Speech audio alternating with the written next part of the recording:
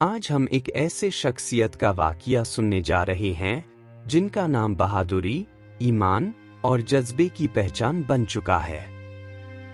वे इस्लाम के वो महान योद्धा थे जिनकी तलवार ने न जाने कितनी जंग को फतह किया।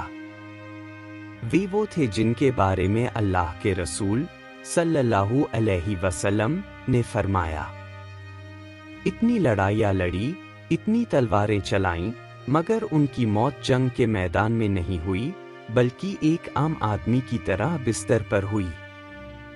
आज हम उसी वाक़ये को तफसील से सुनेंगे। हज़रत खालिद बिन वलीद का ताल्लुक मक्का के मशहूर कुरैश कबीले से था। पहले वे इस्लाम के खिलाफ जंग में शरीक हुए, मगर फिर हक को पहचान लिया और मुसलमान हो गए। इस्लाम कबूल करने के बाद उनकी बहादुरी और भी बढ़ गई। जंगे में उन्होंने सिर्फ 3000 की फौज से लाखों की फौज का मुकाबला किया। यरमुक की जंग में उन्होंने मुसलमानों को शानदार फतह दिलाई।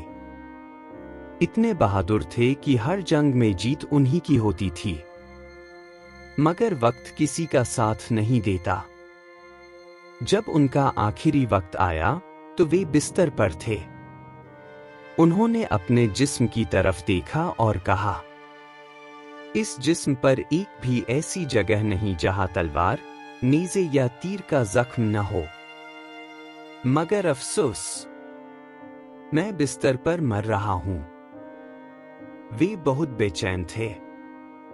उनकी आंखों में आंसू थे।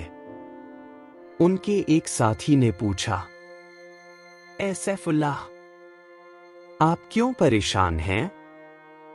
तो उन्होंने जवाब दिया, मुझे गम इस बात का है कि मेरी मौत जंग के मैदान में नहीं हो रही। फिर उन्होंने अपनी आखिरी वसीयत की, मेरी तलवार और मेरा घोड़ा मेरे साथ दफन करना।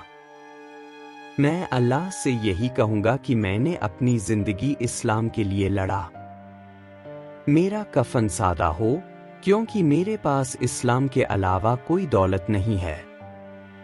जब उनकी मौत करीब आई तो उन्होंने कहा, मैं अल्लाह से मिलूंगा और मैं गवाही दूंगा कि मैंने कभी इस्लाम के खिलाफ तलवार नहीं उठाई।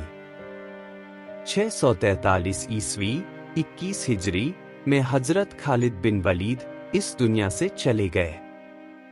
जब खबर फैली तो मदीना में लोग रोने लगे।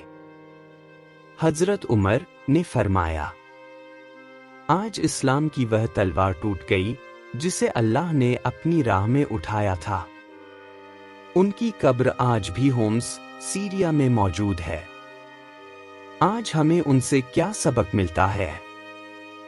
जिंदगी का मकसद सिर्फ दौलत या आराम नहीं, बल्कि हक के लिए खड़े होना है।